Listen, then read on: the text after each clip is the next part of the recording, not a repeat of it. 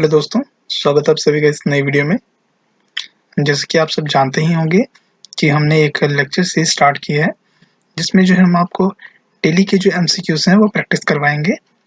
और ये उस सीरीज़ का जो है वो चौथा लेक्चर है। बाकी 3 लेक्चर जो हैं वो ऑलरेडी अपलोड हो चुके हैं। और ये जो लेक्चर हैं ये रोज़ 8 बजे जो है वो शाम को अपलोड होते हैं।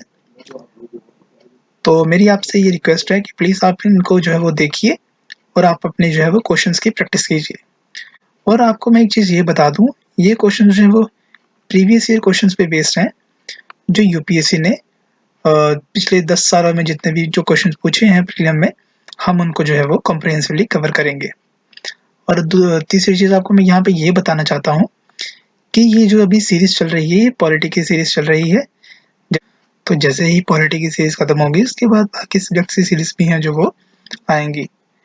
तो चलिए अभी इस पहले क्वेश्चन को हम देखते हैं। तो जिन लोगों को इस क्वेश्चन का आंसर पता है तो वो प्लीज़ कमेंट बॉक्स में अपना आंसर लिख दीजिए। उनके लिए हम जो है वो 2 सेकंड वेट करेंगे। ओके, तो जिन लोगों ने अपना आंसर लिख लिया, बहुत अच्छी बात है। और जिनको जो नहीं पता उनके लिए मैं यहाँ पे एक्सप्लेन कर दूँ कि यहाँ पे एमपीलेट्स फंड के बारे में उसने एक क्वेश्चन पूछा हुआ है। With reference to the funds under member of parliament local area development scheme, which of the following statement are correct. तो एमपीलेट्स फंड के बारे में उन्होंने यहाँ पे क्वेश्चन पूछा हुआ है और उसके रिलेटेड आपको कुछ ऑप्शंस दिए हुए हैं। तो उन्होंने ये पूछा है कि जो आपको एमपीलेट स्कीम बताई है, उसके नीचे जो ऑप्शन दिए हैं उनमें से कौन से ऑप्शन जो है वो ठीक है, और आपको गलत ऑप्शन जो है वो चूज करना है कि गलत ऑप्शन को एलिमिनेट करके बाकी जो सही आंसर है वो आपको टिक करने हैं। तो पहले मैं आपको यहाँ पे ये बता दूं, जो एमपीलेट्स फंड था वो कोविड-19 के चलते जो है वो उसको जो है वो सस्पेंड कर दिया गया है 2 साल के लिए। और जो इसका जितना भी पैसा होगा वो कंसोलिडेटेड फंड ऑफ इंडिया में जाएगा और वहाँ से जो है वो कोविड-19 के जो जितनी भी फैसिलिटीज़ होंगी, जितना भी ट्रीटमेंट होगा तो वो वहाँ से होगा। और आपको तीसरी चीज़ यहाँ पे मैं ये बताना चाहता हूँ कि जो एमपीलेट्स फंड है वो एमपीज़ को मिलता है और उसकी जो अमाउंट होता है वो 5 करोड़ पर ईयर होता है। 5 करोड़ पर ईयर होता है। और यहाँ पे आप देख रहे होंगे, यहाँ पे एक आपको ऑप्शन दिख रहा होगा कि MPLADS funds are sanctioned on yearly basis and the unused fund can not be carried forward to the next year. तो यहाँ पे सिर्फ आप अगर आप इस लाइन को जो है वो मिटा देंगे, इस लाइन को हटा देंगे, बाकी आपका क्वेश्चन जो है वो पूरा का पूरा जो है वो ठीक है क्वेश्चन आपका। तो जब आपने थर्ड ऑप्शन को जो है मिटा दिया तो आपका ये ऑप्शन भी कट गया और ये ऑप्शन भी कट गया। तो पीछे जो 3 ऑप्शन बचे हैं वो तीनों के तीनों ऑप्शन आपके जो है वो ठीक हैं। जो एमपीलेट्स फंड है वो जो है वो ड्यूरेबल एसिड जो है वो जो ज़्यादा चलने वाली एसिड है उन पे ज़्यादा काम करेगा और उसमें प्रायोरिटी किसको मिलेगी, फिजिकल इंफ्रास्ट्रक्चर।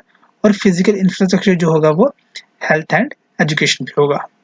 और दूसरी वहाँ पे ये है कि जो एमपीलेट्स फंड है उसका कुछ पोर्शन जो है वो SC/ST जो पॉपुलेशन है उन पे जो है वो खर्च होगा। और इसका जो तीसरा चीज़ है वो ये है कि जो डिस्ट्रिक्ट अथॉरिटी होगी वो इंस्पेक्ट करेगी हर साल जो है वो 10% वर्क को। तो इसका जो आपका ऑप्शन है, करेक्ट ऑप्शन, वो है आपका ऑप्शन डी। तो चलिए अब हम अपने नेक्स्ट क्वेश्चन की तरफ मूव करते हैं। तो ये वही आपको एक्सप्लेनेशन बता दी, तो यहाँ पे आपका ऑप्शन डी जो है यहाँ पे वो करेक्ट है। तो अब हम अपने नेक्स्ट क्वेश्चन को देखते हैं। तो इसमें वो ये पूछ रहा है, other than fundamental rights, which following part of the Constitution reflects the principle and provisions of the Universal Declaration of Human Rights। तो वो ये कह रहा है कि universal declaration of human rights जो है फंडामेंटल राइट को छोड़ के हमारे कॉन्स्टिट्यूशन में कौन से ऐसे पार्ट हैं जिसको उसके जो फीचर्स हैं वो देखने को मिलते हैं। देखिए, जो प्रियम्बल है वो जो है वो जस्टिस इक्वालिटी की बात करता है। तो ह्यूमन राइट्स में भी यही है कि जस्टिस इक्वालिटी। अगर हम directive principle of state policy में देखें तो जो directive principle of state policy है उसमें भी जो है वो वेलफेयर स्टेट होगी। हमारी जो स्टेट है वो वेलफेयर स्टेट है, वो पब्लिक के जो है वो उनके बेहतरीन के लिए काम करती है। और तीसरी जब हम चीज़ यहाँ पे ये देखेंगे कि फंडामेंटल ड्यूटीज़, और फंडामेंटल ड्यूटीज़ में भी यही है कि राइट टू एजुकेशन। तो राइट टू एजुकेशन तो वो ह्यूमन राइट्स में भी है। तो ये तीनों को जो है वो आपके ऑप्शन जो है वो सही हैं। तो यहाँ पे आपका जो करेक्ट ऑप्शन होगा वो आपका ऑप्शन होगा डी ऑप्शन।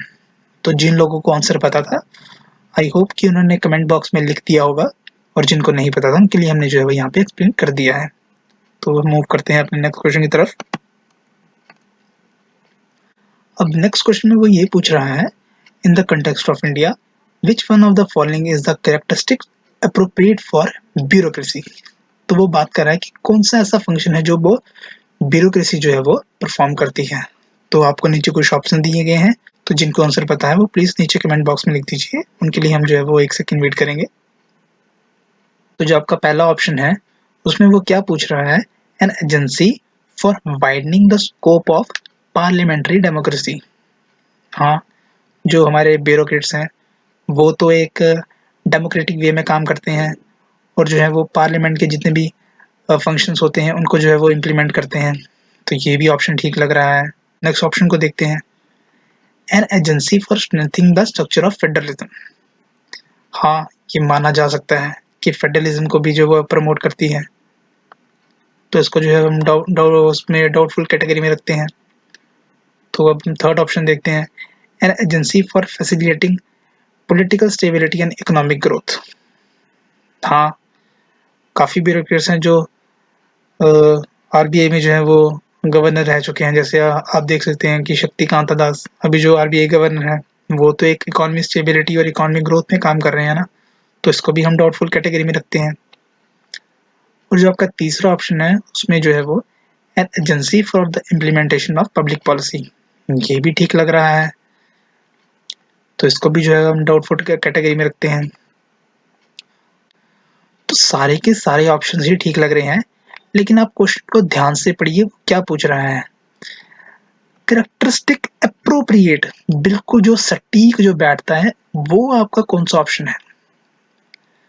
तो जिन्होंने आंसर लिख दिया है उनकी तो अच्छी बात है, और जिन्होंने नहीं लिखा उनको मैं बता दूं कि यहाँ पे agency for the implementation of public policy. अब पब्लिक पॉलिसी कैसे, अब आप सोचेंगे कि सारे के सारे ऑप्शन तो ठीक थे, लेकिन पब्लिक पॉलिसी कैसे आ गया। देखिए, ब्यूरोक्रेसी का काम क्या है, ब्यूरोक्रेसी का काम क्या है, जो भी गवर्नमेंट ने जो भी लॉज बनाए हैं, जो भी पॉलिसीज फ्रेमवर्क की हैं पब्लिक के लिए, उनको जो है वो इम्प्लीमेंट करना। एक कलेक्टर क्या काम क्या है, कलेक्टर का काम ये है कि जो गवर्नमेंट ने अपनी स्कीम्स बनाई हैं उनको इम्प्लीमेंट करवाना, उनको सही तरीके से चलवाना, उनका जो है सही निरीक्षण करना, वो एक सिविल सर्वेंट का काम है। और सिविल सर्वेंट ही है जो पब्लिक पॉलिसी जो है वो उसको इम्प्लीमेंट करता है। तो एक एप्रोप्रिएट आंसर यहाँ पे आपका क्या होना चाहिए, an agency for implementation of public policy. तो आपका ऑप्शन जो है वो डी ऑप्शन आपका करेक्ट ऑप्शन है। तो चलिए अब हम अपने नेक्स्ट क्वेश्चन की तरफ मूव करते हैं। अब नेक्स्ट क्वेश्चन में बात कर रहा है, the preamble to the constitution of India is. अब वो यहाँ पे ये पूछ रहा है जो प्रेम्बल है कॉन्स्टिट्यूशन ऑफ इंडिया में वो क्या है, और नीचे उन्होंने कुछ ऑप्शन दिए हुए हैं आपको। तो जिनको ऑप्शन पता है, जिनको आंसर पता है, वो अपना प्लीज कमेंट बॉक्स में लिख दीजिए, उनके लिए हम 1-2 सेकंड वेट करेंगे। ओके, तो जिन्होंने लिख दिया अच्छी बात है, और जिन्होंने नहीं लिखा उनके लिए मैं यहाँ पे ये बता दूं। अब हम पूरे ऑप्शंस को रीड करेंगे। A part of the constitution but has no legal effect. Okay, और यहाँ पे ये कह रहा है कि नो लीगल इफेक्ट, बट वो पार्ट है कॉन्स्टिट्यूशन का, प्रीएम्बल कॉन्स्टिट्यूशन का पार्ट है वो, लेकिन उसका नो लीगल इफेक्ट क्या होगा। अगर नो लीगल इफेक्ट है तो फिर केशवानंद भारती जो जजमेंट आई थी वो क्या थी, वो तो एक लीगल वे था ना, तो ये ऑप्शन तो आपका गलत हो गया। अब देखते हैं ऑप्शन बी की तरफ, not a part of the constitution and has a no legal effect either. ये तो बिल्कुल ही उल्टी बात कर रहा है कि वो तो पार्ट ही नहीं है कॉन्स्टिट्यूशन का, ये ऑप्शन भी आपका गलत हो जाता है। अब हम मूव करते हैं अपने ऑप्शन सी की तरफ, a part of the constitution and has the same legal effect as any other part. अब यहाँ पे जो इसको जो है वो डाउटफुल कैटेगरी में रखते हैं। और अब ऑप्शन डी को देखते हैं, a part of the constitution but has no legal effect independently of other parts. अब इसको भी जो है वो डाउटफुल कैटेगरी में रखते हैं। अब हम देखते हैं कि जो प्रेम्बल है वो होता क्या है, समझते हैं प्रेम्बल होता क्या है। देखिए, प्रीएम्बल क्या है? एक प्रीफेस है हमारे कॉन्स्टिट्यूशन का। प्रीएम्बल में क्या दिया गया है कि कॉन्स्टिट्यूशन को कैसे-कैसे बनाया गया है और कॉन्स्टिट्यूशन में कौन-कौन से फीचर्स ऐड किए गए हैं, उसको सारा जो है वो एक समरी में बताया गया है प्रीएम्बल में। तो प्रीएम्बल और कॉन्स्टिट्यूशन का सिर्फ इतना ही पार्ट है। तो देखते हैं अब हमारा कौन सा ऑप्शन जो है वो इस पे सटीक बैठता है। अब देखिए, अब हम देखते हैं कि ऑप्शन सी यहाँ पे गलत क्यों है। अब ऑप्शन सी यहाँ पे गलत इसीलिए है, अब आपको मैं एक एग्जांपल के तौर पे समझाता हूँ। देखिए, एक इंसान है, वो जो है वो इक्वालिटी में जो है वो बिलीव नहीं करता, इक्वालिटी में बिलीव नहीं करता। और आप हैं, आप जो है वो इक्वालिटी में बिलीव करते हैं। आप तो पूरे मतलब कि वो हैं सत्यवादी हैं, आप इक्वालिटी में बिलीव करते हैं, लिबर्टी में बिलीव करते हैं, आप सभी में बिलीव करते हैं। तो आप इक्वालिटी में अगर बिलीव करते हैं तो आप ये नहीं कह सकते कि मैं इक्वालिटी पे बिलीव करता हूँ कि वो आदमी भी जो है वो इक्वालिटी पे बिलीव करे। आप इस बेसिस पे उस आदमी पे जो है वो केस नहीं कर सकते। ये आप हैं, ये आदमी जो है वो ए पर्सन है। आप जो है वो इस इंसान पे जो है वो आप केस नहीं कर सकते इस आधार पे कि वो आदमी जो है वो इक्वालिटी में बिलीव नहीं करता। आप उस आदमी को तब तक नहीं केस कर सकते उस आदमी पे जब तक वो इस इक्वालिटी को बिलीव ना करने का जो है वो गलत फ़ायदा ना उठाए। अब यहाँ पे गलत फ़ायदा कैसे हुआ? देखिए, अगर ये आदमी इक्वालिटी पे बिलीव नहीं करता, अगर ये किसी को जो है वो किसी के साथ गलत उस चीज़ को लेता है, गलत व्यवहार करता है, अनटचेबिलिटी करता है या कुछ और करता है, तब आप जो है वो इस पे केस कर सकते हैं। वैसे आप इस पे केस नहीं कर सकते। वो जो आप केस करेंगे, वो आप फंडामेंटल राइट के आधार पे केस करेंगे। आप किस पे आधार पे केस करेंगे? फंडामेंटल राइट के आधार पे। आप ये नहीं कहेंगे कि वो प्रीएम्बल में लिखा गया है तो उसके बेसिस में मैं इस पे केस कर रहा हूँ। आप वो केस नहीं करेंगे, आप बोलेंगे कि फंडामेंटल राइट में ये लिखा गया है तो इसके आधार पे अगर कोई कोई अनटचेबिलिटी या कोई ऐसी चीज़ करता है तो उसके खिलाफ जो है वो कार्रवाई होनी चाहिए। आप ये नहीं कहेंगे कि वो प्रीएम्बल में लिखा गया है, तब जाके जो है वो इसको जो है सज़ा मिलनी चाहिए, वैसा नहीं है। तो इस लिहाज से जो है वो आपका ऑप्शन सी जो है वो गलत होता है और आपका ऑप्शन डी जो है वो सही आपका ऑप्शन होता है यहाँ पे। आई होप आपको ये एक्सप्लेनेशन समझ आई होगी। तो अब हम मूव करते हैं अपने नेक्स्ट क्वेश्चन की तरफ। अब वो यहाँ पे आपको ये कह रहा है कि part 4 of the constitution of India के रेफरेंस में जो चीज़ें नीचे जो ऑप्शन नीचे दिए गए हैं, उनमें से जो है वो कौन सा ऑप्शन जो है वो करेक्ट ऑप्शन है। तो आपको ये देखना है। तो जिनको आंसर पता है वो प्लीज़ नीचे कमेंट बॉक्स में लिख दीजिए और जिनको नहीं पता उनके लिए जो है हम एक्सप्लेन कर देंगे। ओके, तो यहाँ पे जो पार्ट 4 ऑफ द कॉन्स्टिट्यूशन है उसमें जो है वो आपका directive principle of state policy आता है। क्या आता है? DPSP, directive principle of state policy. Okay, और यहाँ पे अब ये कह रहा है कि जो part 4 of the constitution of India है this shall be enforce by court. Okay, तो इसको डाउटफुल कैटेगरी में रखते हैं हम। और जो ऑप्शन सेकंड है ये कह रहा है कि they shall not be enforced by any court, इसको भी डाउटफुल कैटेगरी में रखते हैं। और ऑप्शन 3 जो कह रहा है ये कह रहा है the principle let down in the this part are to influence the making of law by the state. Okay, तो इसको भी जो है वो डाउटफुल कैटेगरी में रखते हैं। अब हम आते हैं अपने directive principle of state policy के बारे में। तो अगर आपको मालूम होगा कि जो directive principle of state policy है, अगर आपकी कोई directive principle of state policy hurt होते हैं, अब directive principle of state policy है क्या? कि जो स्टेट है वो अपने सिटीजन्स के वेलफेयर के लिए काम करेगी, एक हार्मोनी बनाएगी, एक पीस जो है वो क्रिएट करेगी। तो ये चीज़ है। तो अगर स्टेट वो आपके वायलेट करती है तो उस बेसिस पे आप जो है वो कोर्ट में नहीं जा सकते, उस पे जो है आपकी सुनवाई नहीं होगी। ये साफ-साफ जो है वो डीपीएसपी में जो कॉन्स्टिट्यूशन में लिखा गया है।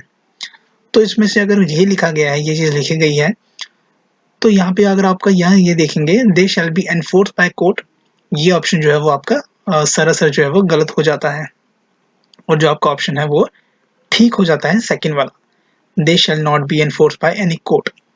और जो आपका थर्ड ऑप्शन है, the principle led in the part are to influence the making of law by the state, तो ये आपका ऑप्शन जो है वो ठीक हो जाता है। वो क्यों ठीक हो जाता है?